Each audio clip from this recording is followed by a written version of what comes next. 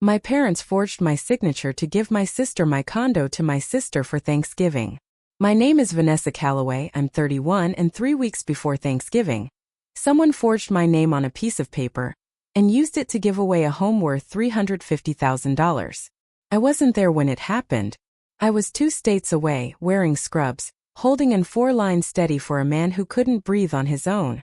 I found out because of a bank alert. A small notification on my phone that said my property taxes had been reassessed. That's it. That's how I learned my whole life had been rearranged without me. I need you to understand something before I go further. I did not find out from my parents. I did not find out from my sister. I found out from a computer system that doesn't lie, doesn't have feelings, and doesn't care whose name is on a Thanksgiving toast. If you've ever had someone you trusted use your own name against you, stay with me, because this story gets worse before it gets better. And I promise you the ending is worth it. Let me take you back to where this really starts, long before the fraud, long before Thanksgiving, long before any of us knew what my family was capable of. I grew up in a small town outside Dayton, Ohio, in a house where love came with conditions nobody said out loud. My father, Carl, worked at a distribution warehouse for 26 years. My mother, Denise, stayed home, then worked part-time at a dentist's office once my sister and I got older. We were not rich. We were not poor. We were the kind of family that argued about money at the dinner table in whispers so the neighbors wouldn't hear. I was the oldest. My sister Paisley came 4 years after me, and from the day she was born, something in our house shifted. She was easier to love out loud. She laughed bigger. She cried louder. She got picked up faster when she fell down. I was the one who did homework at the kitchen table without being asked. I was the one who got a part-time job at 15 so I wouldn't have to ask for gas money. Nobody told me I had to be that way. I just learned it was safer. My grandmother, Eleanor, was different. She was my father's mother, and she saw me in a way nobody else in that house did. She used to say I had a banker's mind and a nurse's heart, which she meant as the highest compliment a person could give. Grandma Eleanor owned 3 small rental properties in town, and every summer from the time I was 12, she'd bring me along when she collected rent or fixed a leaking faucet or argued gently with a tenant about a late payment. She taught me how to read a lease. She taught me the difference between an asset and a liability before I even knew what those words meant in school. Paisley never wanted to come. She said it was boring. Grandma Eleanor never pushed her. She just looked at me sometimes with this quiet pride and said, "You're going to be the one who keeps things standing, Vanessa. Some people build. Some people hold. You're a holder." When Grandma Eleanor passed 4 years ago, she left most of her estate split evenly between my father and his sister. But there was one thing she left directly to me. A 1-bedroom condo downtown, fully paid off, worth around $350,000 at the time. Not because I was her favorite. Because in her words written right into the will, "Vanessa is the only one who will not let this slip through her fingers." I cried reading that line. I still think about it more than almost anything else she ever said to me. My parents were not thrilled. They never said it directly, but I felt it in small comments over the years. My mother once said at a family dinner, "It must be nice having your own place free and clear while the rest of us are still paying mortgages." My father laughed and said, "Must be nice being grandma's favorite," like it was a joke, except nobody was laughing with their eyes. Paisley took it differently. She never got angry about it out loud. Instead, she started treating the condo like it was semi-hers. She'd stay there just for a weekend that turned into 2 weeks. She left clothes in my closet. She used my address for mail when it was convenient. I let it happen more than I should have because saying no to Paisley always felt like declaring a war I didn't want to fight. 2 years ago, Paisley moved in for what she called a fresh start after a breakup. I was working long shifts at the hospital and didn't have the energy to draw a hard line. She stayed almost a full year rent-free, while I quietly covered the HOA fees and the property taxes because it was easier than the fight. My parents thought this was completely normal. My mother said once, "Family doesn't need a lease agreement, Vanessa. You're being cold." I want to be honest with you. Some nights I resented it. Some nights I told myself it was fine, because that's what you do when you've spent your whole life being the responsible one. You absorb things quietly and call it strength. Then, 18 months ago, I took a travel nursing contract. 6 weeks at a time, sometimes longer, in hospitals 2 or 3 states away. The pay was significantly better, and honestly, the distance felt like air after years of being underwater in my own family. Paisley moved out of the condo around the same time, into an apartment with a new boyfriend named Derek. I thought that chapter was closed. It wasn't. Around late September, my mother sent me a text that I read at the time as harmless, even a little sweet. It said, "We're going to do something really special for Paisley this Thanksgiving. You'll understand when the time comes." I remember exactly where I was when I read it. I was sitting in a break room in a hospital in Tennessee, exhausted, eating a granola bar for dinner because the cafeteria had already closed. I typed back a heart emoji and went back to my patients. I had no idea that something special meant my condo. Over the next few weeks, small things happened that I brushed off individually, but now line up like dominoes when I look back. My mother asked, almost casually, if I still had the original paperwork for the condo somewhere at the house, just in case we need it for insurance stuff. I said it was in a folder in my old bedroom closet and didn't think anything of it. My father asked me during a phone call what bank my mortgage-free condo's property taxes went through. "For tax season," he said. I told him without hesitation, because why would I hesitate? These were my parents. Looking back now, I understand exactly what those questions were. They were reconnaissance. They were two people quietly building a plan using information I handed over freely because it never once crossed my mind that my own father and mother would use it against me. The first real crack came on a Tuesday afternoon in early November. I was between patients, sitting in my car in a hospital parking lot in Kentucky, eating lunch out of a paper bag, when my phone buzzed with an email alert from my bank's fraud monitoring service. The subject line read, "Unusual activity detected. Property record change." My stomach dropped before I even opened it. The email said there had been a reassessment triggered on my condo's county tax record due to a change in ownership status. I sat there staring at those 5 words. Change in ownership status. I hadn't sold anything. I hadn't signed anything. I hadn't even been in that state in over 4 months. My hands were steady because that's the job. You learn to keep your hands steady even when your chest feels like it's caving in.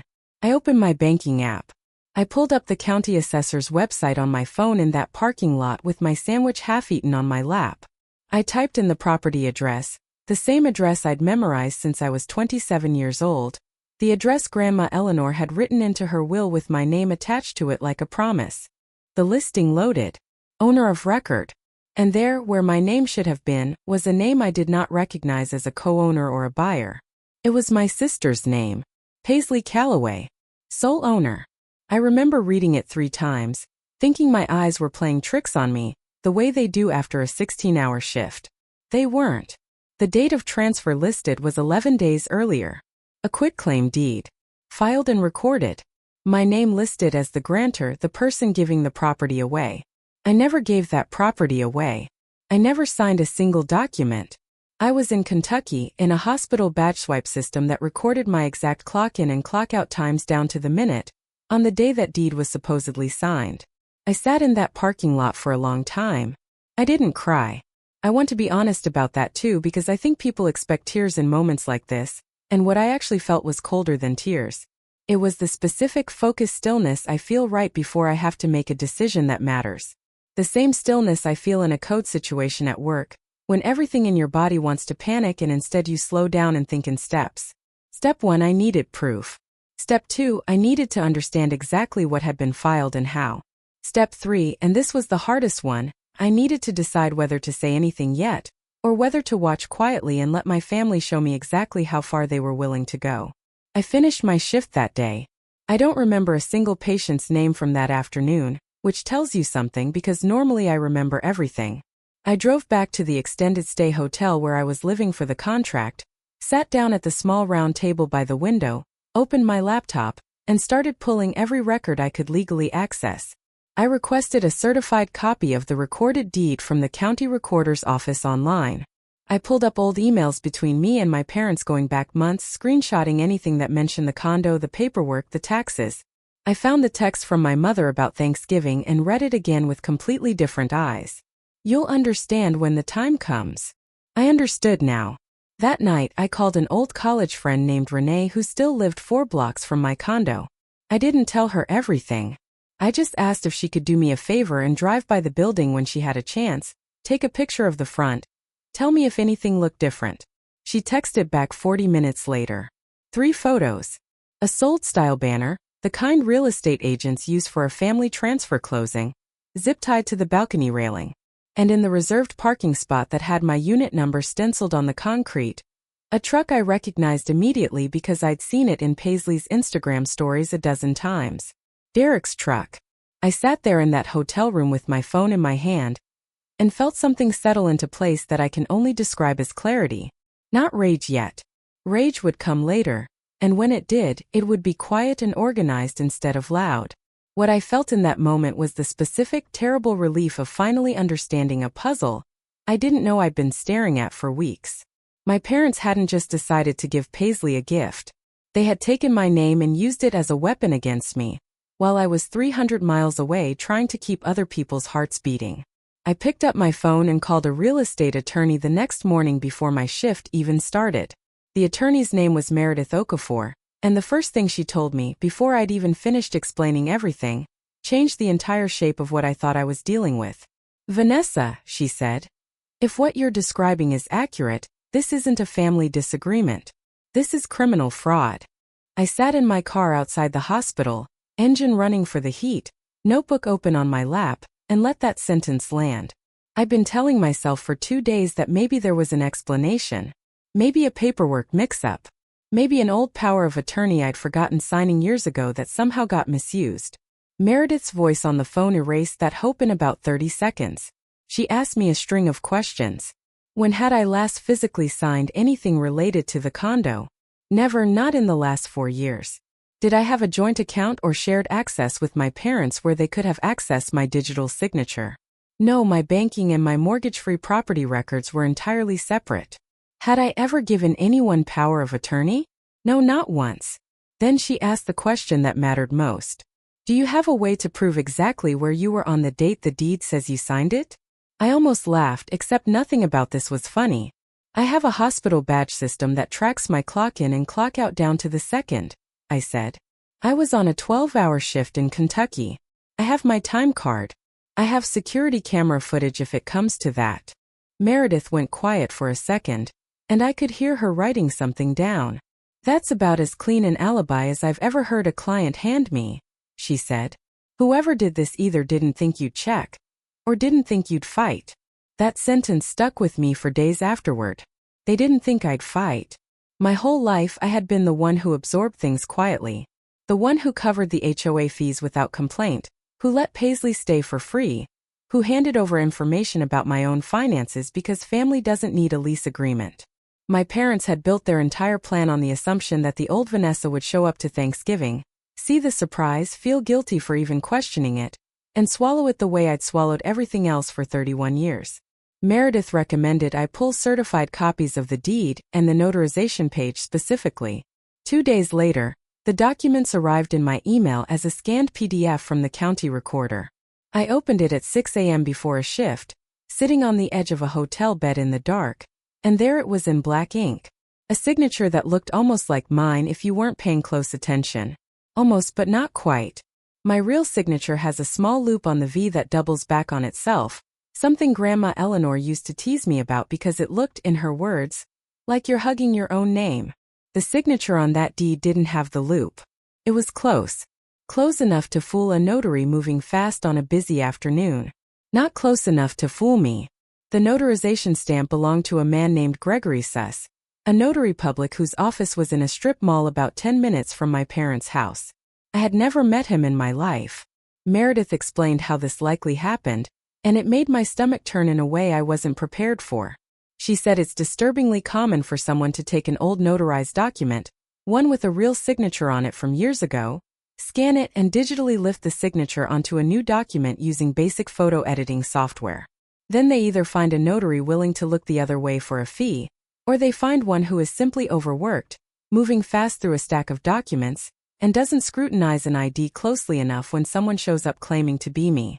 Do you have an old notarized document with your real signature that either of your parents would have had access to? Meredith asked. I thought about it for exactly 4 seconds before the answer arrived, sharp and sick.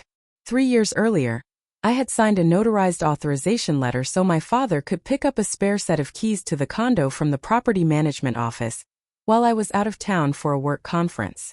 That document had been sitting in a folder in my old bedroom closet at my parents' house. The same folder my mother had asked me about weeks earlier, just in case we need it for insurance stuff. I sat on that hotel bed and felt something crack open in my chest that had nothing to do with the fraud itself and everything to do with realizing my own mother had asked me a question, gotten the answer, and then walked directly into my old bedroom to steal the tool she needed to destroy me. I did not call my parents. I want to explain why, because I know some people watching this would have picked up the phone immediately and screamed until their voice gave out. I understood something from years of watching my family operate. If I called and confronted them right then, they would have 2 full weeks before Thanksgiving to build a story, rally the extended family to their side, and paint me as the unstable, ungrateful daughter who couldn't be happy for her sister. My father was skilled at rewriting a room's understanding of events in real time. I had watched him do it my whole life over smaller things. I was not going to hand him 2 weeks of preparation. So instead, I did what Grandma Eleanor raised me to do. I built a file. I requested my hospital's HR department send me an official letter confirming my shift schedule and badge swipe records for the date in question, explaining only that I needed it for a legal matter. It arrived 3 days later on official letterhead, timestamped to the minute. I saved screenshots of every text message with my mother going back 4 months, including the "you'll understand when the time comes" message, timestamped and unedited. I saved the voicemail my father had left me the week before, half-drunk sounding, laughing as he said, "Your old place is finally going to good use, kiddo. Paisley needed it more than you did anyway." I had no idea when I first listened to that voicemail how important those exact words would become. I called Renee again and asked her to quietly find out, through mutual friends without raising suspicion, what the extended family had been told about the condo. What came back through her over the following days painted a clear picture. My parents had told aunts, uncles, and cousins that they had helped Paisley get into her first home, and that it was going to be a big surprise reveal at Thanksgiving dinner, complete with a framed photo and a toast. Several relatives had already been told to keep it a secret from me, so it would be extra special. I felt something strange reading that. Not just anger at my parents, but a colder recognition that an entire circle of people I'd grown up around had agreed to keep a secret about my own stolen property, and every single one of them had decided that was acceptable as long as it made for a nice moment on camera. Meredith and I built a timeline together over the next 10 days. We confirmed with the title insurance company that the transfer had gone through but flagged it as recently recorded, meaning it could still be challenged and reversed if fraud could be proven quickly, before anything else was built on top of it, like a refinance or a resale. That detail mattered more than I understood at the time. It meant there was a window, a closing window. If my parents or Paisley took out a loan against the condo, or tried to sell it themselves before the fraud was formally established, things would become exponentially harder to unwind. Meredith filed a formal notice with the county recorder flagging the deed as under investigation for suspected forgery, and she submitted a fraud report to the title insurer, which triggered an internal hold on the property. None of this was loud. None of this involved a single phone call to my family. It was paperwork, quiet and precise, moving through systems my parents didn't know existed and definitely didn't know I understood better than most attorneys because of years spent at Grandma Eleanor's kitchen table, learning exactly this kind of language. 3 days before Thanksgiving, I flew home. Not early enough to confront anyone before the big reveal, and that was deliberate. I wanted to walk into that house and let the entire performance play out exactly as they'd planned it, with every relative watching, with the framed photo and the toast and the champagne, because a lie told quietly in a phone call can be denied and reshaped. A lie told loudly in front of 20 witnesses, backed up by a folder of certified documents, cannot. The night before Thanksgiving, I sat in my childhood bedroom, in the same house where that stolen notarized letter had been sitting in a closet for years, and I packed a folder into my suitcase alongside my clothes. Inside it were the certified deed copy, the hospital verification letter, the printed text messages, a transcription of the voicemail, and Meredith's card, in case anyone at that table needed to call her directly. I lay awake most of that night, staring at the ceiling of a bedroom I hadn't slept in for years, listening to my parents' house settle around me the way old houses do. I thought about Grandma Eleanor's voice the summer I was 12, standing in a tenant's kitchen while she explained patiently why paperwork protects people who can't protect themselves any other way. I thought about the loop in my signature that she used to tease me about, the one detail my mother's forgery hadn't been able to fake. Somewhere down the hall, I could hear my mother's soft laughter through a closed door, already rehearsing tomorrow's surprise with my father in low, excited voices, completely unaware that the daughter they'd erased from a legal document was lying 20 feet away with every piece of proof needed to erase their entire plan instead. I closed my eyes somewhere around 2 a.m. not because I felt calm, but because I finally understood exactly what I was going to do when that folder came out of my suitcase, and for the first time in 3 weeks, that certainty felt like the only solid ground left in the entire house. The smell of turkey hit me before I even got out of the car, and I remember thinking, they have no idea what's in my bag. I parked on the street because my old spot in the driveway was already taken by my sister's boyfriend's truck. That detail alone told me everything I needed to know. But I still walked up those porch steps like a woman who didn't know a single thing. My mother opened the door before I could knock. She hugged me too long, the way people hug you when they feel guilty but won't say why. "You made it," she said. "We have such a big surprise for you tonight." I smiled. I love surprises. Inside, the house was loud and warm and full. Aunts, uncles, cousins I hadn't seen since last Christmas. My dad stood by the fireplace holding a glass of wine like he was already halfway through a toast. Paisley sat on the couch glowing, texting someone, laughing at her phone like she didn't have a single worry in the world. I hugged people. I answered the normal questions. "How's the hospital job? How's the weather where you're staying?" I gave short answers because my mind was somewhere else, running through every document sitting in the folder inside my bag. Dinner started the way it always did. My dad said grace. My mom fussed over the mashed potatoes being too cold. Someone spilled cranberry sauce on the tablecloth and everyone laughed. Then my dad stood up with his wine glass again, and this time he tapped it with a fork. "Before dessert," he said, "your mother and I want to share something with the family." The room went quiet. I felt my stomach drop even though I already knew what was coming. "This year," my dad said, "we wanted to do something big for Paisley. She's been through a lot. Job changes, that breakup, all of it. So we decided it was time she had something stable. Something that's really hers." My mother pulled out a framed photo. It was my condo, my kitchen, my countertops, my grandmother's old lamp still sitting in the corner of the picture. "Paisley," my mom said, her voice shaking with happy tears, "this is your new home." The room erupted. Aunts gasped. My cousin Ellie clapped so hard she knocked over her water glass. Paisley covered her mouth like she was shocked, but I saw the corner of her eye flick toward me for just 1 second, checking my face before she let herself cry. "Clap too." I smiled. I even said, "Wow," loud enough for everyone to hear. Because here's the thing about people who lie for a living inside their own family. They expect a reaction right away. They expect you to either break down or blow up on the spot. If you don't do either, they think they've won. I let them think that for exactly 11 more minutes. I ate a few more bites of turkey. I complimented my mom's pie. Then, when the table settled back into normal chatter, I turned to my dad and asked, as calm as I could make my voice, "Can I actually see the paperwork? I'd love to see how you guys set it up." My dad puffed up like a rooster. "Of course." He practically ran to the office to grab it, proud like he was about to show off a trophy.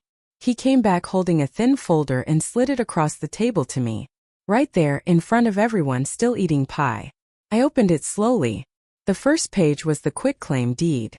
My name was printed at the top as the person giving up the property, and under it, in blue ink, was a signature that looked almost exactly like mine. Almost. I looked up. "This is interesting," I said, "because I didn't sign this." The table went from loud to dead silent in less than 2 seconds. My mother let out a small, nervous laugh. "Honey, don't be dramatic. We did this the right way." "I was in Denver the week this was signed," I said. "I have my hospital badge scans. I have my shift logs. I clocked in at 6 in the morning on the exact date this deed says I was standing in front of a notary in Ohio." Paisley's face went white. I pulled out my phone and set it on the table, screen up, playing the voicemail I'd saved weeks earlier. My father's voice filled the room. Don't worry about Vanessa. By the time she figures it out, it'll already be Paisley's. What's she going to do, sue her own family? Nobody moved. Not one fork touched a plate. My dad's face turned a deep angry red. You recorded me? You forged my name on a legal document, I said. I think recording a voicemail is the smaller crime here. My mother reached for the folder like she wanted to take it back, but I slid it out of her reach. This isn't a misunderstanding, I said, keeping my voice level even though my hands were shaking under the table. This is fraud. I've already reported it to the county recorder's office. I've already talked to an attorney. The title company already flagged the deed. You called the police on your own family? Paisley finally spoke, her voice cracking somewhere between anger and panic. I didn't call the police, I said. I called a lawyer. There's a difference, but I understand why you wouldn't know that. My Aunt Carol stood up suddenly. I think I should go, she said, grabbing her purse, not making eye contact with anyone. That started a slow exodus. Cousins mumbling excuses. Uncles suddenly remembering they had a long drive home. Within 10 minutes, half the table had cleared out, leaving just me, my parents, and Paisley sitting under a chandelier that suddenly felt way too bright. My father slammed his hand on the table. This is our house. We built this family. You don't get to walk in here and humiliate us. You gave away my house, I said. In front of the entire family. With a forged signature. I think I'm allowed one dinner where I tell the truth. My mother started crying, the real kind this time, not the performance kind from earlier. We just wanted to help your sister. You have so much. She has nothing. I have so much because I worked for it, I said. Every shift, every double, every year I didn't buy myself anything nice because I was saving. Grandma left me that condo because she trusted me with it. Not because I had more than anyone else. Paisley wiped her face, mascara smudging under her eyes. I didn't know it was forged, she said quietly. I swear, Vanessa, I didn't know. I looked at her for a long moment. Something in her voice sounded almost believable. Almost. Maybe you didn't know the details, I said. But you knew it wasn't yours. You knew whose furniture was in those pictures. You knew whose name was on the mailbox. She didn't answer that. I stood up, closed the folder and tucked it back under my arm. I already spoke to the fraud unit, I said, looking at my father now. The transfer is being reversed. If they decide to pursue charges, that's out of my hands. But I want you to understand something. I'm not doing this to punish anyone. I'm doing this because a signature with my name on it should actually be mine. My father opened his mouth to argue, but nothing came out. For the first time in my whole life, I watched him run out of words. I picked up my coat from the back of the chair. My mother reached for my arm as I passed. Please, she whispered. Don't leave like this. I'm not leaving angry, I said. I'm leaving clear. I walked out into the cold night air, got in my car and sat there for a minute before I even turned the key. My hands were still shaking, but my mind felt strangely quiet, the way it does after you finally say the thing you've been holding in for weeks. Behind me, through the window, I could see my parents still standing at the table, my mother crying into a napkin, my father staring at the folder like it might still change its mind. It wasn't going to. 3 days after Thanksgiving, my lawyer called me with news that made my whole chest loosen for the first time in weeks. The title company froze the transfer, she said. Once we submitted your hospital shift logs and the notarization records, it was pretty clear the deed was fraudulent. The county is opening an investigation. I sat on the edge of my rental apartment's couch, phone pressed to my ear, and felt something I hadn't felt in a long time. Relief. But relief didn't mean the story was over. It meant the real work was just starting. Getting my name legally reattached to the deed took time. Paperwork moves slow, even when the truth is obvious. I spent the first week of December filling out affidavits, meeting with a fraud investigator named Detective Alvarez, and answering the same questions over and over. Where was I on that date? Who had access to my old notarized documents? Had I ever given anyone permission to sign on my behalf? The answer to that last one was always no. While all that was happening, my phone barely stopped buzzing. Not calls from my parents. Texts from cousins. Half of them wanted details. The other half wanted to tell me I'd embarrassed the family. My cousin Ellie texted the nicest thing anyone said that whole month. "I'm sorry we clapped," she wrote. "We didn't know." I told her it wasn't her fault. Most of them didn't know. That was the whole plan from the beginning. My mother sent long messages almost every day. Some apologized. Some blamed me for making a scene. One message said, "You've always been the strong one. That's why we thought you could handle giving this up." I read that one twice and realized she still didn't understand what she'd done. Being strong isn't the same as being okay with having your name stolen. My father didn't call at all. Not once. Through my cousin, I learned he was meeting with his own lawyer trying to figure out how much trouble he was actually in. The fraud investigation was still open, and depending on how the notary's involvement played out, he could be facing real legal consequences, not just an awkward family situation.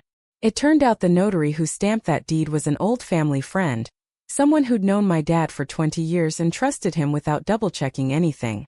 That friendship was now the center of its own separate mess, with the notary's license under review by the state board. My sister called me the week after Thanksgiving. Her voice was small, nothing like the confident woman who'd sat there crying happy tears over a condo that was never hers. "I got kicked out," she said. "The people renting me the room I was staying in found out about everything. They didn't want the drama. I didn't say I told you so. I didn't say anything cruel at all. I just listened. I don't have anywhere to go," she said. "I thought about all the years I'd been the one who fixed things. The one who paid, who covered, who smoothed things over so nobody had to feel uncomfortable. And I made a choice that felt strange and new. I love you," I said. "But I can't fix this one for you. You're going to have to figure this part out yourself." She cried. I let her cry. Then we hung up, and for the first time in my whole life I didn't feel guilty about it. By the middle of December, the title was officially back in my name. Clean, verified, no clouds over it. My lawyer called it airtight. I called it exhausting. That's when I made the decision that surprised everyone, including myself. I decided to sell the condo before the new year. Not because I hated the place. I loved that condo. My grandmother picked out the paint colors herself. She used to sit on that little balcony every summer evening with a cup of tea. But every time I pictured living there again, all I could see was that framed photo on my mother's lap, and my father's voice on the voicemail saying, "What's she going to do, sue her own family?" I didn't want a home that my family saw as something they could still try to take. I wanted something that was completely, permanently mine, in a way nobody could ever touch again. I called a realtor the same week. She said the market was good, and if I moved fast I could close before the year ended. I told her that was exactly what I wanted. Showings happened during the last 2 weeks of December. Strangers walking through my grandmother's kitchen, admiring the lamp I almost didn't sell with the place, touching the same counters my whole family had fought over. It felt strange, but it also felt like closing a door gently instead of slamming it. An offer came in on December 27th, full asking price, cash buyer, ready to close before New Year's Eve. I signed the papers with a steady hand this time, no shaking, no doubt.